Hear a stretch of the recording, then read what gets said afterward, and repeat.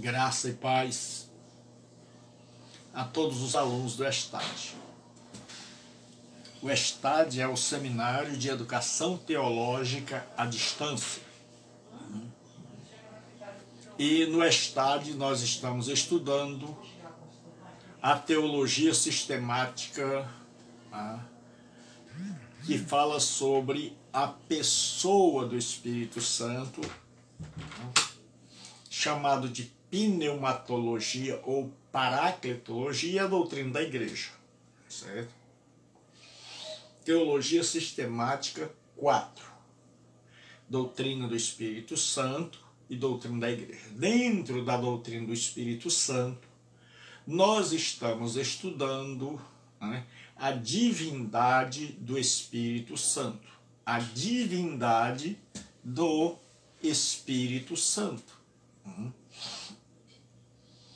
Então nós vamos hoje começar, então as matrículas ainda estão abertas.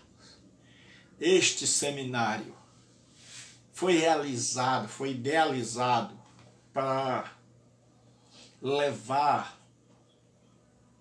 um conteúdo de qualidade para as pessoas que desejam estudar a palavra de Deus.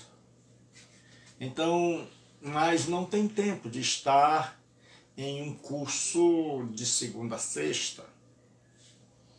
Então, se você não tem tempo de estar num curso de segunda a sexta, o ESTAD, Seminário Teológico à Distância, foi feito para você. Então, hoje nós estamos vendo sobre a divindade. Nós vimos que o Espírito Santo é chamado de Deus, é chamado de Senhor, que ele possui os atributos inerentes à divindade. E hoje nós vimos também que ele participa das obras de criação, preservação. E hoje nós vamos começar com Romanos 8:1.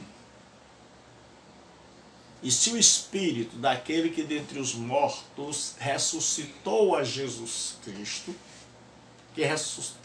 e se o Espírito daquele que dentre os mortos ressuscitou a Jesus habita em vós, aquele que dentre os mortos ressuscitou a Cristo também vivificará os vossos corpos mortais pelo seu Espírito que em vós habita. Senhor nosso Deus e Pai, nós nos colocamos diante do teu altar e pedimos que nos oriente, que nos dirija, que nos abençoe, que nos ensine. Em nome de Jesus nós pedimos e oramos. Amém. Todos aqueles que fazem o ESTAD, eles recebem um material que é um esboço das aulas, porque nós não adotamos apostilas, nós usamos livros. Então nós indicamos uma série de livros e o aluno adquire outros livros complementares, caso ele queira aprofundar-se mais no assunto. Então hoje nós vamos ver que o Espírito Santo, como divino, ele ressuscita mortos. Paulo diz: se o Espírito daquele que dentre os mortos ressuscitou a Jesus habita em vós, aquele que dentre os mortos ressuscitou a Cristo também vivificará os vossos corpos mortais pelo seu Espírito. Então, quem vai participar também da ressurreição dos mortos é uma obra das 3 pessoas da Santíssima Trindade: Pai, Filho e Espírito Santo. Então, o Espírito Santo é agente da ressurreição. Mas ele também justifica e santifica. Diz assim: e é o que alguns têm sido, mas haveis sido lavados, mas haveis sido santificado, mas haveis sido justificados em nome do Senhor Jesus Cristo e pelo Espírito do nosso Deus. Então o apóstolo Paulo diz que na igreja de Corinto havia pessoas que haviam vindo de uma vida de promiscuidade, de uma vida onde todo tipo de pecado existia. E ele diz no passado, os verbos estão no passado, que eles foram. Então, esse verbo está na voz passiva. Foram, o que eles foram? Foram santificados, foram justificados. E na voz passiva tem o agente da passiva. É aquele que age. Então, na voz passiva, o sujeito sofre a ação. Na voz passiva, o sujeito sofre a ação. E o agente da passiva é aquele que age. Então ele diz assim, mas haveis sido santificados, mas haveis sido justificados. A pergunta é, quem fez isso? Por intermédio de quem isso foi realizado? Quem é o agente?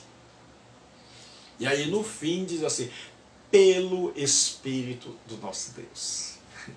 Então o maravilhoso Espírito Santo, ele tanto justifica como santifica. No texto grego, este santificado, certo, vem do verbo hagiazo. E esse verbo significa santificar, tornar santo. Certo?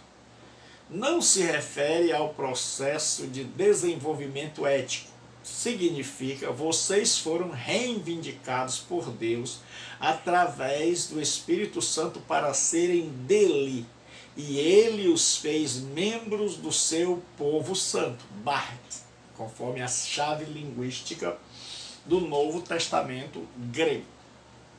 O Espírito Santo, como divino, ele seleciona, ele escolhe ministros.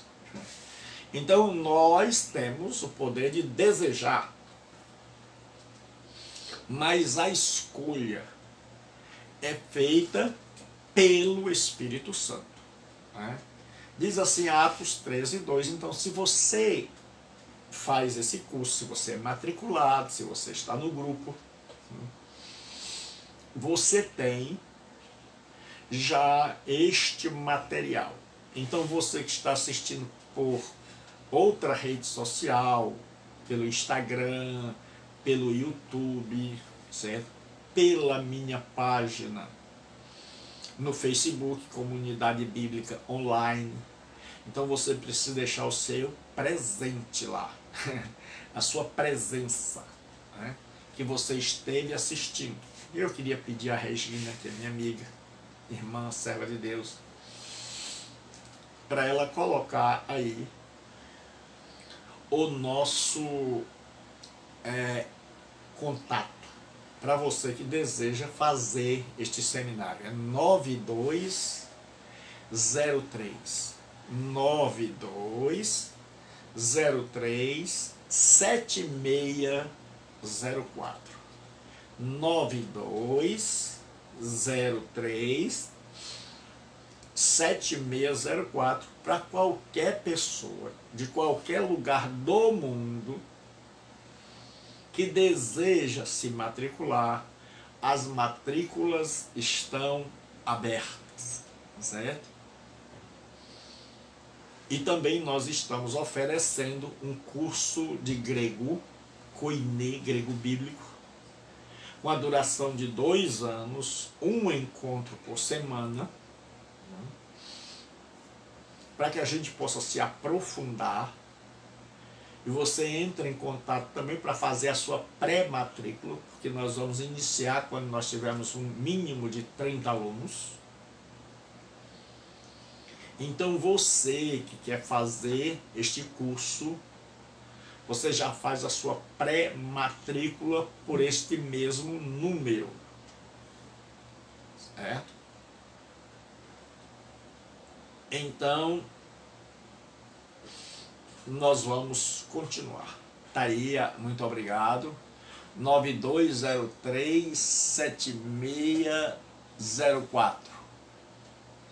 Então, se você deseja se matricular nesse seminário teológico à distância ou no curso de grego, certo? Que também vai ser ensinado aqui, mas pelo Google Meet fechado, você pode mandar sua mensagem para estar estudando conosco a língua do Novo Testamento, e aqui, de qualquer lugar do mundo onde você fala a língua portuguesa, você que está fora, você que está trabalhando no campo, você que não tem tempo, você que mora em outro país, mas gostaria de estudar a palavra de Deus, então faça o ESTAD. S de seminário, T de teológico, A e D de distância. Seminário teológico à distância. Você pode fazer de duas maneiras. Você pode fazer online aqui, assim como nós estamos.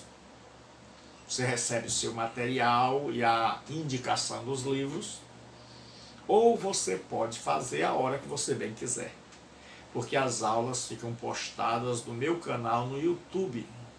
Gilberto Rebouças, tudo minúsculo. Você vai lá, tem assim, inscreva-se em vermelho. Aí você clica, pronto, já está inscrito. Entra, certo? E você vai ter mais de 400 aulas e sermões para abençoar a sua vida. Então vamos continuar.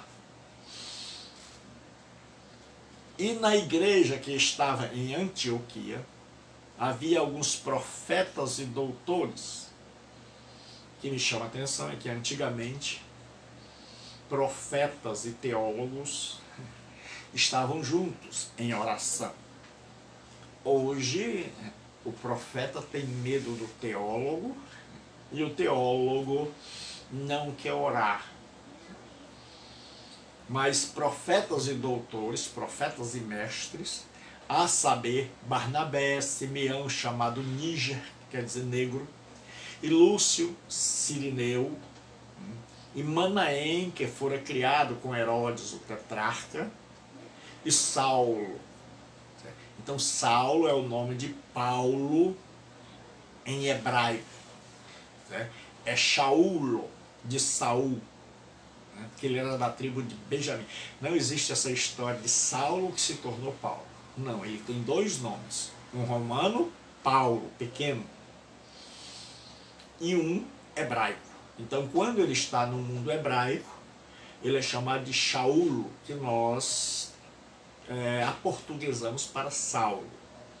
Quando ele está no mundo romano, ele é chamado de Paulo.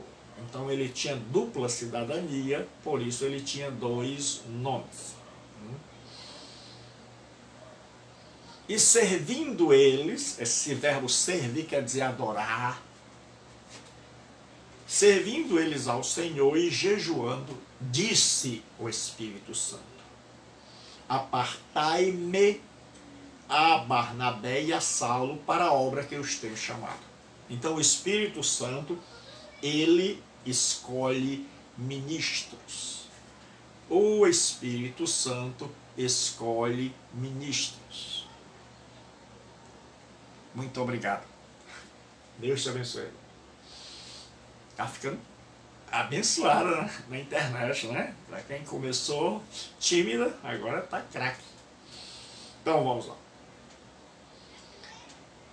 Disse o Espírito Santo: apartai-me a Saulo e a Barnabé. Então quem escolhe, quem vai realizar a obra de Deus é o Espírito Santo. E se ele faz isso, se ele seleciona, é porque ele é divino. Porque só Deus, só uma pessoa divina tem a prerrogativa de escolher quem vai fazer a obra de Deus. Eu e você não temos. Ele é o autor das profecias. Não só da profecia, como da sua interpretação. Olha o que diz: sabendo primeiramente isto, que nenhuma profecia da Escritura é de particular interpretação. Nos dias do apóstolo Pedro, havia uma heresia que arrogava-se no direito de interpretar as Escrituras, dizendo que possuía uma gnosis, um conhecimento, uma iluminação interior. Eram os gnósticos. Era o gnosticismo de forma incipiente, em seu nascedouro, em seu início.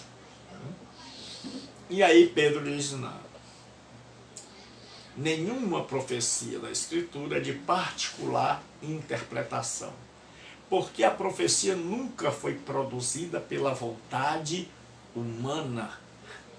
Mas, preste bem atenção, os homens santos falaram inspirados ou movidos pelo Espírito Santo. Então, este verbo, movidos ou inspirados, é um verbo que está na voz passiva, onde os homens falaram. Mas eles falaram porque eles estavam sendo movidos, estavam sendo inspirados. E quem é o agente da passiva? Então, se você não já esqueceu aquilo que a gente aprende sobre língua portuguesa, quando nós temos o sujeito agente e o sujeito paciente. Quando ele é agente, ele está agindo. Quando ele é paciente, ele está sofrendo uma ação. Então aqui nós temos os homens, são agentes pacientes, eles estão sofrendo uma ação. Eles estão sendo movidos. E isso era essa palavra que é feromenoi, é um particípio, né, que no grego era lançar as velas e se deixar guiar ou levar pela força do vento.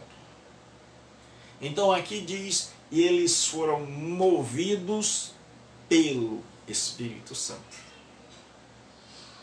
Então, tanto a autoria quanto a interpretação das profecias é realizada pelo Espírito Santo. O Espírito Santo, outra prova de que o Espírito Santo é divino, é que a Bíblia refere-se ao Espírito Santo como igual, coegual, coeterno, consubstancial ao Pai e ao Filho. Então nós vamos ver que o Espírito Santo é associado às duas outras pessoas da Trindade em igualdade. Em igualdade. Então, se você assistiu, se você estudou a doutrina da Trindade, nós vimos que existe uma expressão teológica de duas orações que diz assim, certo? Igualdade ontológica, mas subordinação econômica. Igualdade no ser, mas subordinação nos papéis. Então nós vamos ver aqui que no ser na ontologia, o Espírito Santo é igual ao Pai e ao Filho, da mesma natureza. Então vamos ver isso nos devidos textos. Na comissão apostólica. Portanto, ide e fazei discípulos de todas as nações, batizando-os em nome. O que nos chama a atenção aqui é que a palavra nome, onoma, está no singular. No nome e não nos nomes. Mas em nome do Pai, do Filho e do Espírito Santo. Então o Espírito Santo aqui, ele está no mesmo patamar de igualdade do Pai e do Filho. Então isso indica que ele é divino, igual ao Pai e ao Filho. Na administração da igreja, Paulo diz assim: ora, há diversidades de dons, mas o Espírito é o mesmo. E há diversidade de ministérios, mas o Senhor é o mesmo.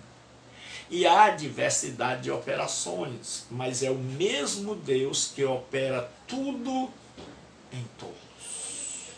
Então nós vemos aqui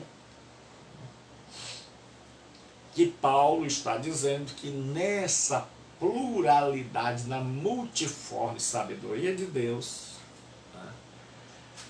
existem diversidade de dons, mas o Espírito é o mesmo. Diversidades de ministérios, de trabalhos, mas é o mesmo Senhor. E a diversidade nas energematas, nas operações. Mas é o mesmo Deus que opera tudo em todos. Então nós estamos vendo que o Espírito Santo é igual às duas outras pessoas da Trindade. Na bênção apostólica, Paulo diz assim: a graça do Senhor Jesus Cristo, o amor de Deus Pai e a comunhão do Espírito Santo. Então nós já vimos que o Espírito Santo, ele é divino. Ele não é apenas uma pessoa, mas uma pessoa da Trindade. A terceira pessoa da Trindade. Portanto, ele é Deus, ele é divino. Que na teologia usa dois termos: divindade, para dizer que um ser é Deus, ou deidade, D-E-I-D-A-D-E, deidade, para dizer a mesma coisa. Então nós vamos ver agora a obra do Espírito Santo. Nós já vimos a pessoa do Espírito Santo, a divindade do Espírito Santo, e agora nós vamos para a obra do Espírito Santo. Requer até água. Em relação ao universo material, olha a obra do Espírito Santo. Ele participou da criação. E a terra era sem forma e vazia. Verhaaretz haitá tohu vavor. E a terra era sem forma e vazia. Aí diz assim: Verrochel alpinei terron. Ou seja, e havia trevas, Verroché, alpinei terron, e havia trevas sobre a face do abismo. Veruach Elohim, e o Espírito de Deus, Merahefet, se movia sobre a face das águas. Então a visão que o escritor sagrado descreve, porque a língua hebraica é uma língua onde ele descreve aquilo que ele está vendo. Então ele descreve um mundo coberto pelas águas, onde o elemento seco ainda não apareceu, a terra. Então nós poderíamos chamar planeta Água e não planeta Terra. E ele vê que havia trevas, então estava tudo escuro sobre a face do abismo, do terron, do mar, que o povo na época pagã imaginava que era um Deus. Mas o Espírito de Deus se movia sobre estas águas.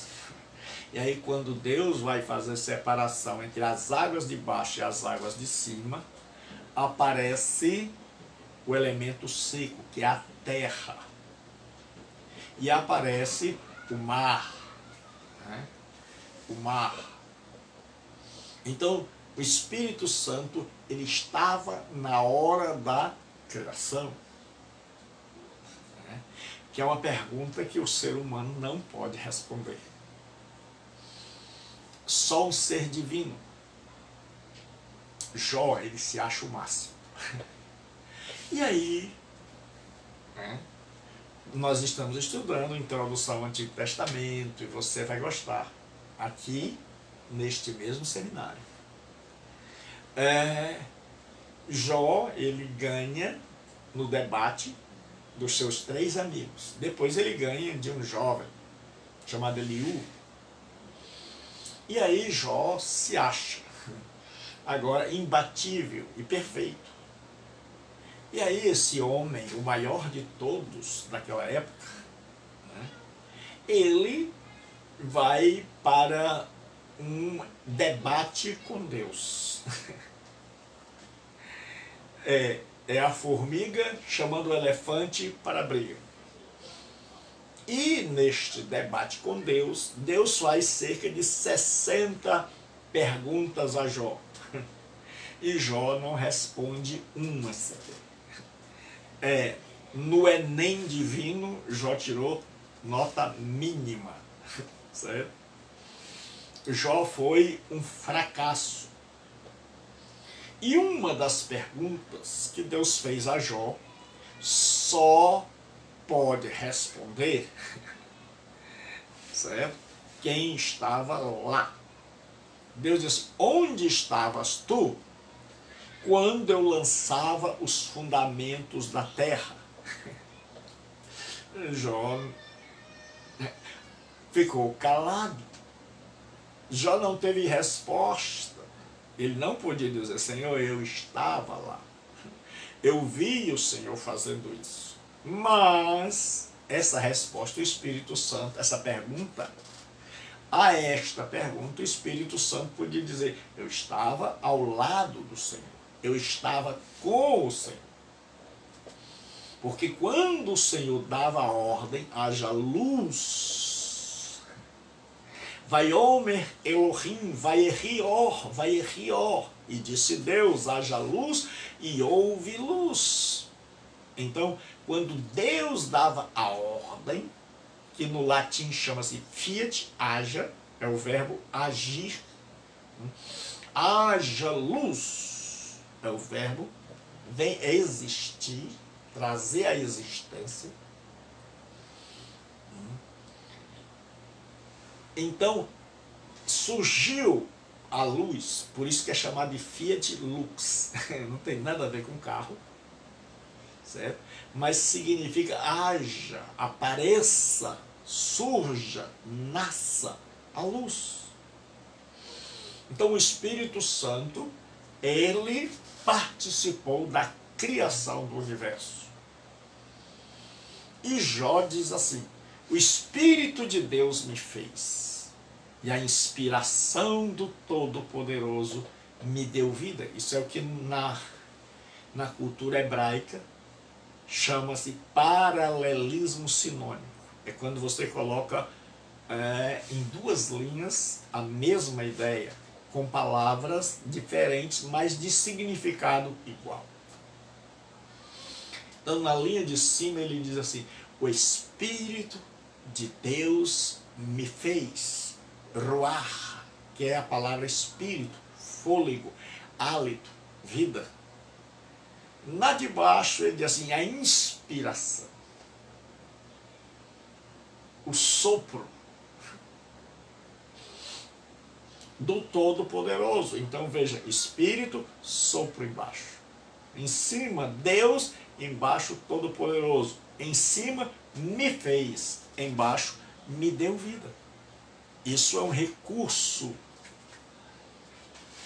usado para que as pessoas gravem, para que as pessoas absorvam e inculquem, internalizem e aprendam a lição pelo autor intencionado, certo?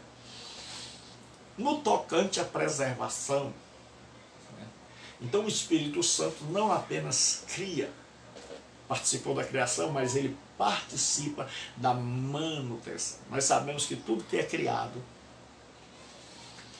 tudo que está ad extra, ou seja, para fora de Deus, está sujeito à corrupção. Está sujeito a se acabar. É como um carro, um objeto eletrônico, que se não dermos manutenção, com o tempo ele está acabado. Então a criação, como ela não é divina, ela está sujeita à corrosão, à destruição, a se acabar.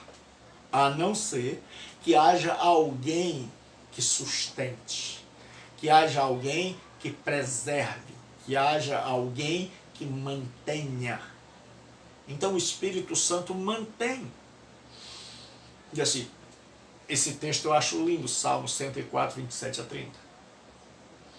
Todos esperam de ti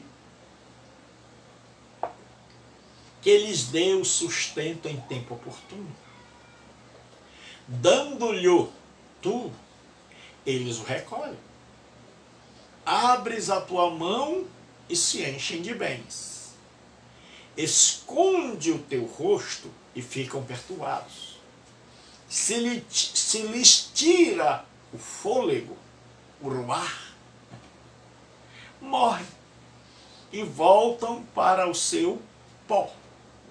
Envias o teu espírito e são criados. E assim renovas a face da terra. Então ele está dizendo que o Espírito Santo é quem renova, é quem traz vida. Senão o mundo já teria se acabado. Então o Espírito Santo é aquele que age na preservação para garantir a continuidade da vida e do universo em relação ao mundo como sistema. O Espírito Santo age nos não regenerados, naqueles que ainda não se tornaram verdadeiros cristãos. Então, diz assim, todavia, digo-vos a verdade, que vos convém que eu vá, porque se eu não for o Consolador, palavra parácletos, para o lado de, kalel, chamar. Então o Consolador é alguém chamado para estar ao nosso lado, para nos socorrer.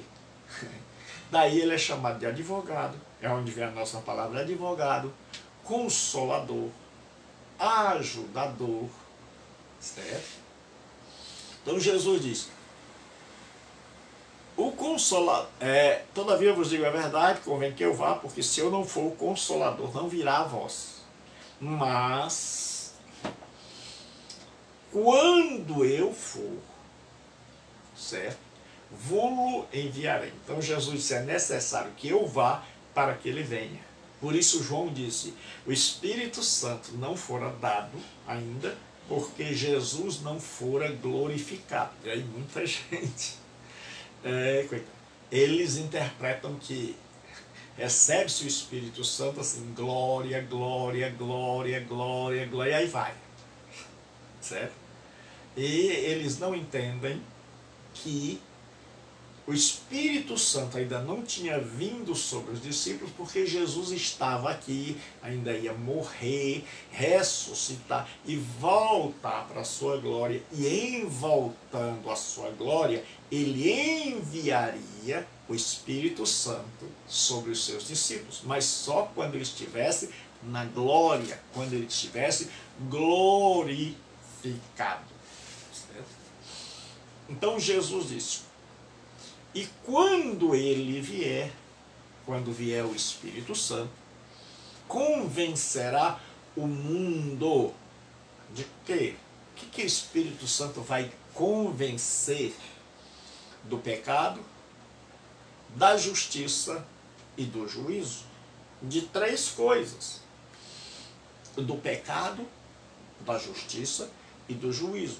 Então a obra do Espírito Santo em relação ao homem não regenerado é tríplice. Primeiro, ele convence do pecado. E o maior pecado que o Espírito Santo convence é o da descrença, da rejeição a Cristo, de não crer em Cristo. Olha o que ele diz: do pecado, porque não creem em mim. Então, o trabalho do Espírito Santo é convencer que é um pecado terrível não confiar no Senhor Jesus como seu Rei e seu Salvador. Da justiça, porque vou para o meu Pai. Então há uma necessidade de justiça, que justiça essa que é provida por Jesus Cristo, justiça essa que foi demonstrada por Deus na pessoa de Jesus Cristo, e do juízo, que Deus já executou o juízo e vai executar. Professor, por que o senhor disse já e vai? Porque a teologia, ela, como é uma ciência, ela cria termos para nos ajudar. Então a teologia criou a seguinte expressão: já é e ainda não. Para explicar os processos da Bíblia, aqueles pedaços do processo que já se cumpriram, é o que a gente, ou estão se cumprindo, é o que a gente chama de já é. E aquelas outras partes que ainda não se cumpriram, é o que a gente chama de ainda não. Então isso ajuda muito. Paulo, ele vai falar em esperança sobre os salvos. Mas a esperança que se vê não é esperança. Então Paulo fala da salvação no futuro. Mas ele vai falar muitas vezes da salvação no presente. E aí, como é que fica? Certo? Nós somos salvos no presente, nós já estamos salvos ou nós seremos salvos? As duas coisas. A salvação tem três tempos. Passado, fomos salvos da condenação do pecado. Na justificação. Presente, estamos sendo salvos do poder e da influência do pecado. Santificação.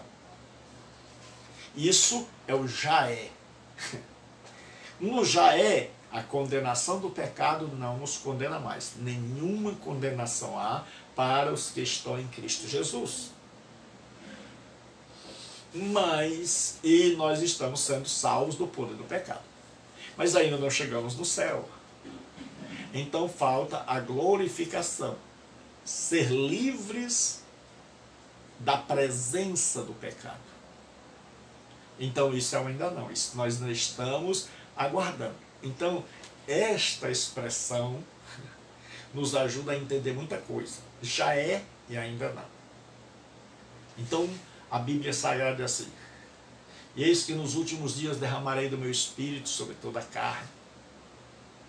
Vossos velhos terão sonhos, vossos jovens terão visões, vossos filhos e vossas filhas profetizarão. Até sobre os servos e as servas derramarei do meu espírito naqueles dias. Terminasse aí. Mas ele diz assim: sangue, vapor, coluna de fumaça, a lua se converterá em sangue, até que venha o grande e terrível dia do Senhor. Então, a parte já começou no Pentecostes, derramarei do meu espírito. Mas essa segunda parte, ainda não. Aguarda cumprimento. Então a primeira parte inclui-se no já é. Já começou. Derramarei do meu espírito. Começou no Pentecostes. Mas existe uma parte que ainda estamos aguardando cumprimento, que é o que a gente chama na teologia de ainda não, que é o sangue, vapor, coluna de fogo e de fumaça, antes que venha o grande e terrível dia do Senhor. Isso se cumprir-se-á por ocasião da segunda vinda de Jesus.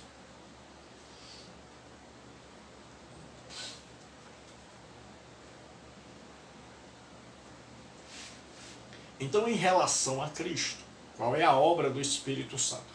O Espírito Santo participou da concepção, certo?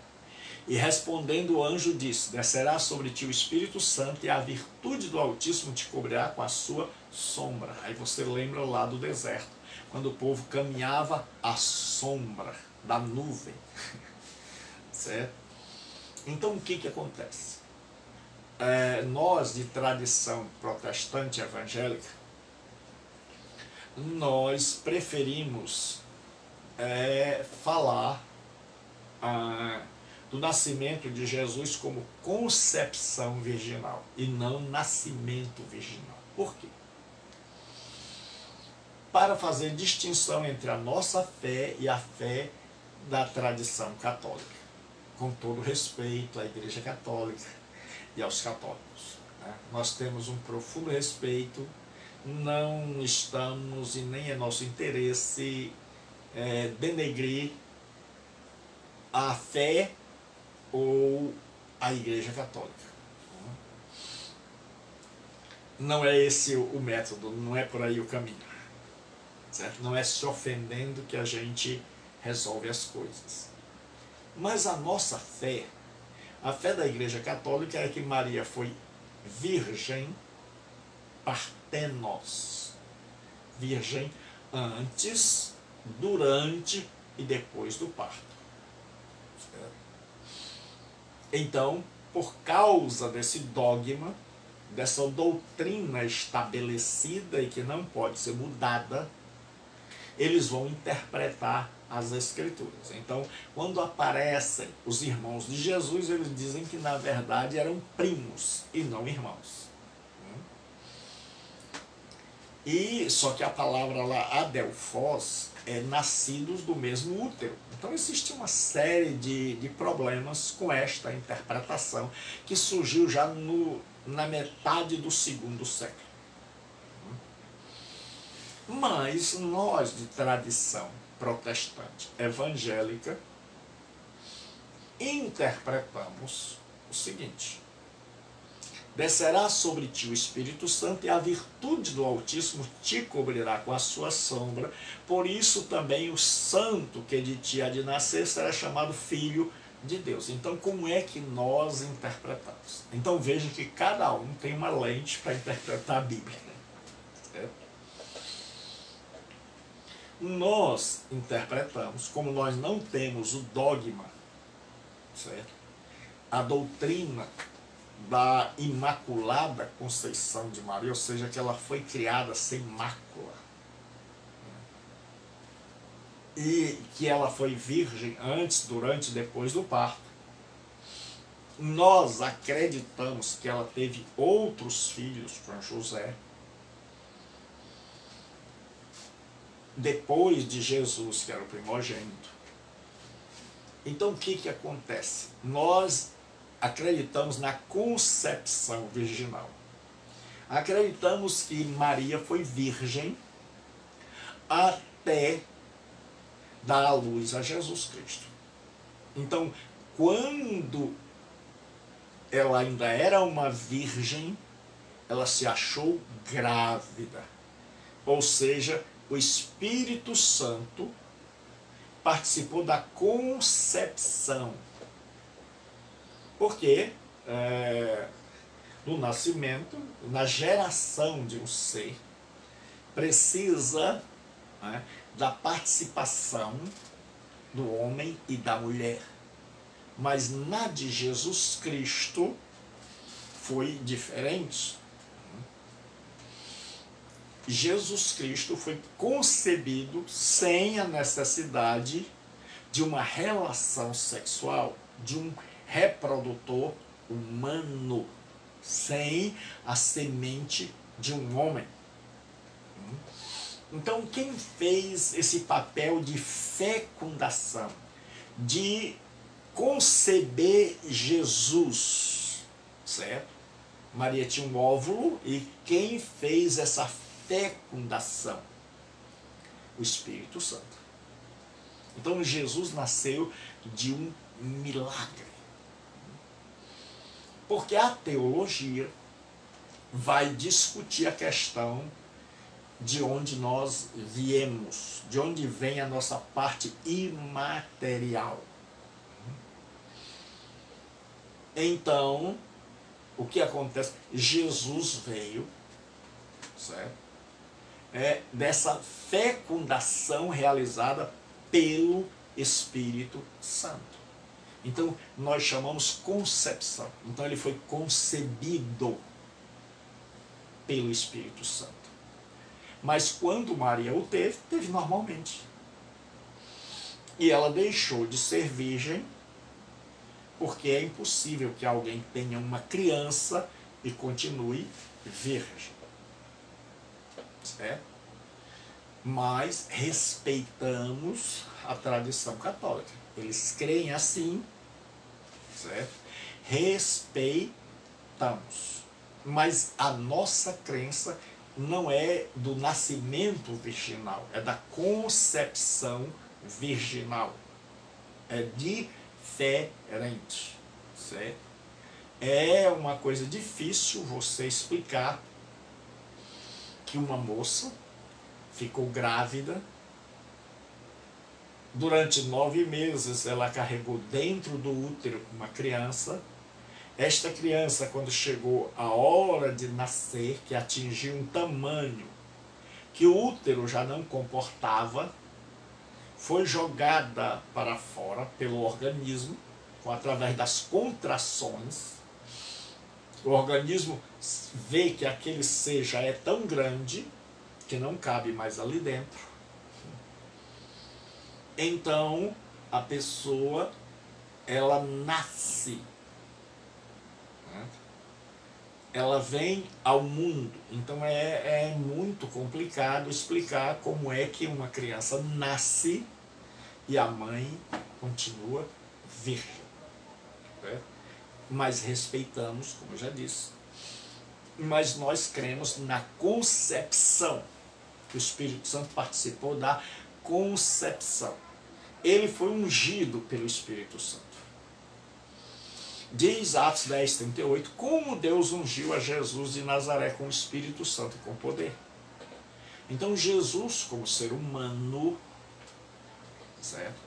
Apesar de ele ser 100% homem, et vere Deus, et vere homo, né? Verdadeiro Deus e verdadeiro homem, ele foi dirigido, guiado, ungido pelo Espírito Santo. Ele foi conduzido pelo Espírito Santo. Então foi conduzido Jesus pelo Espírito ao deserto, para ser tentado pelo diabo. Porque o Espírito Santo conduziu Jesus ao deserto? Adão caiu no melhor lugar da terra. Jesus triunfou no pior. Adão caiu no paraíso, Jesus venceu no deserto. O Espírito Santo levou Jesus ao deserto para mostrar a todo o universo que Adão caiu não porque o diabo fosse mais forte do que ele. Não porque Deus havia errado.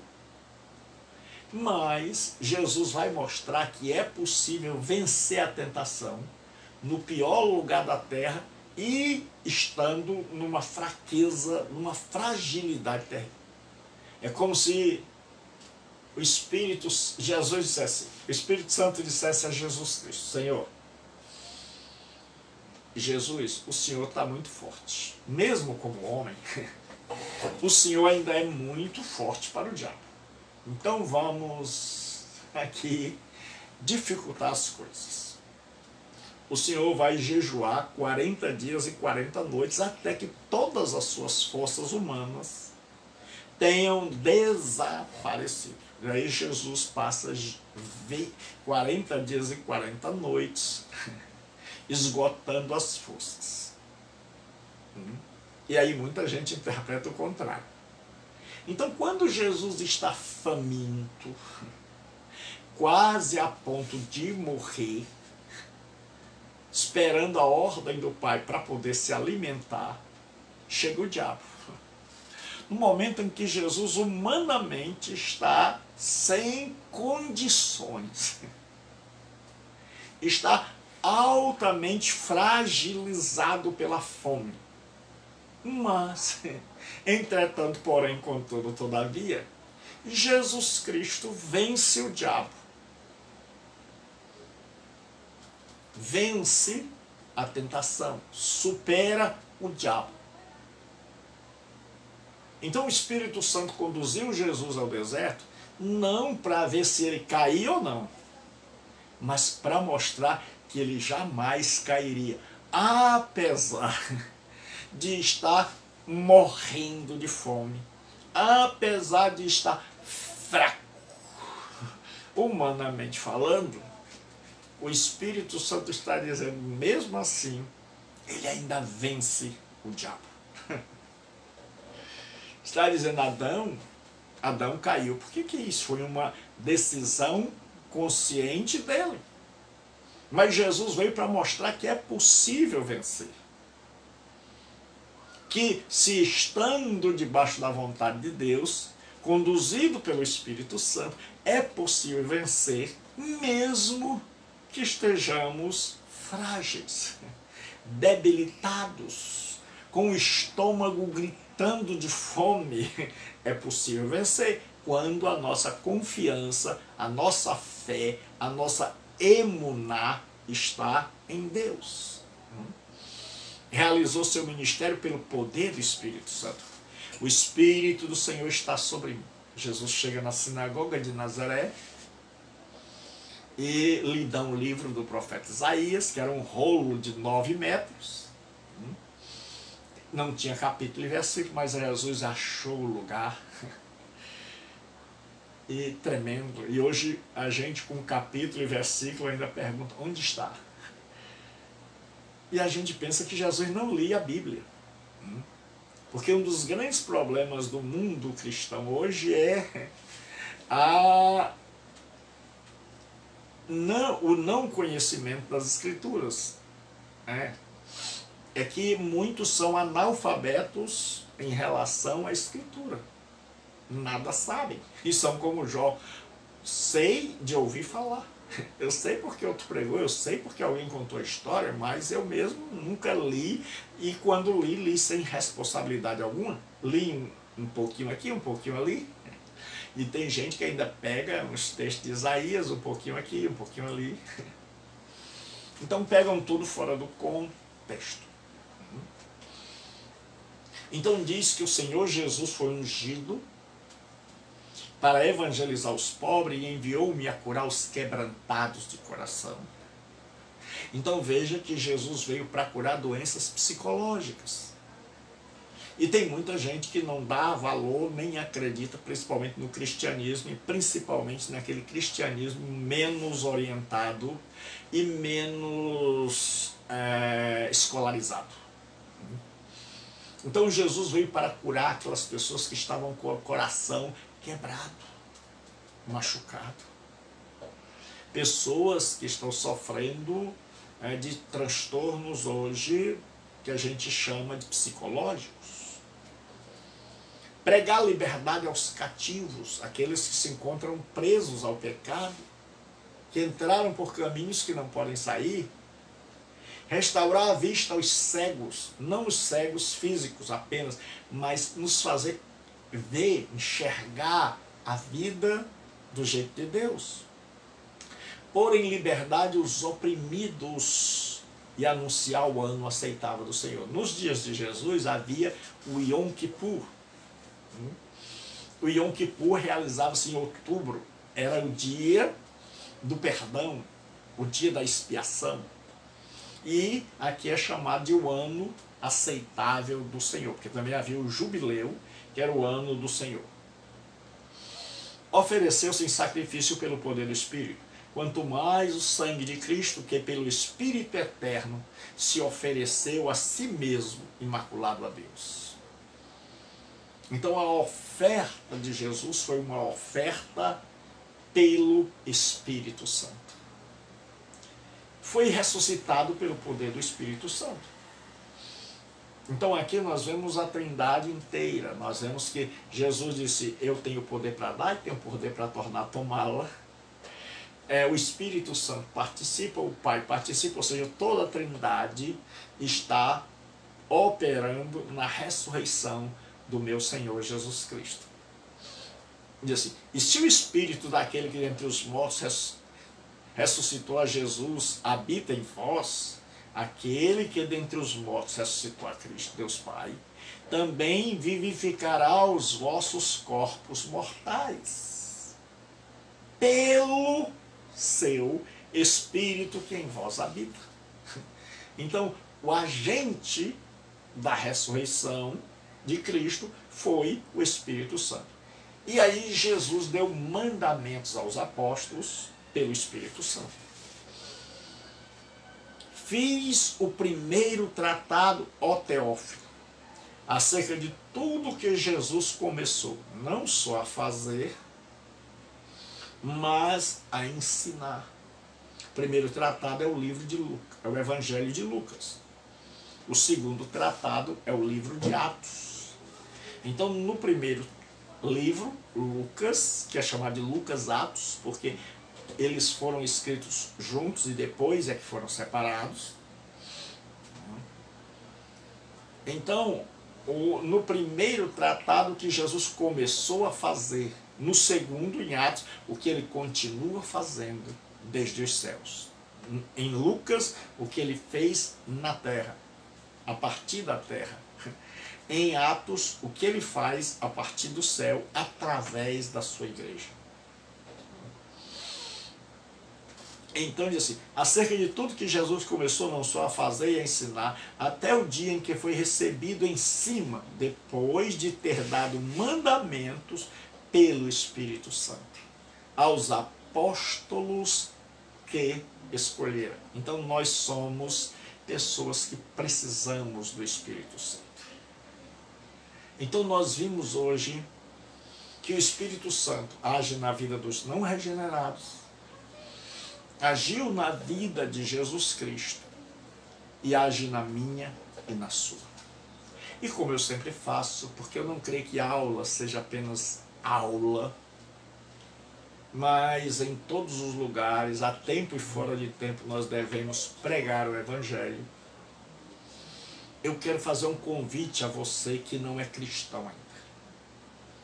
Você que não teve um encontro com Cristo, você que tenta mudar, mas acha que está enxugando gelo, que consegue e depois destrói tudo aquilo que conseguiu. Você que tenta ter comunhão com Deus, mas não consegue, tenta obedecê-lo, mas não consegue. Você que já reconheceu o seu fracasso, que já jogou a toalha dizendo que se sente derrotado, mas que lá no íntimo você gostaria de mudar de vida e ter um encontro com Deus. Eu quero dizer que isso é possível por meio do Espírito Santo. Como assim, professor? Quando você crê que Deus, em seu amor, enviou Jesus para morrer em seu lugar, para pagar o teu pecado pessoal. Quando você crê assim, foi por mim, quando você não olha para a vida do outro, quando você entende, compreende que Jesus morreu por mim e por ti, e você crê nisso para você, você toma isso para você e diz, olha, ele morreu por mim. Ele pagou a minha dívida. Então você é tomado de um profundo arrependimento.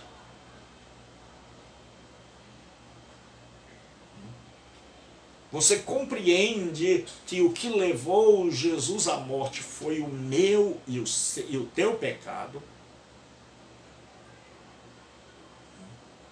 Então nós nos arrependemos e olhamos para ele na cruz do Calvário e lá nós encontramos a resposta às nossas angústias, às nossas dores, às nossas dívidas, à nossa impotência, à nossa fragilidade. E lá nós vemos o amor de Deus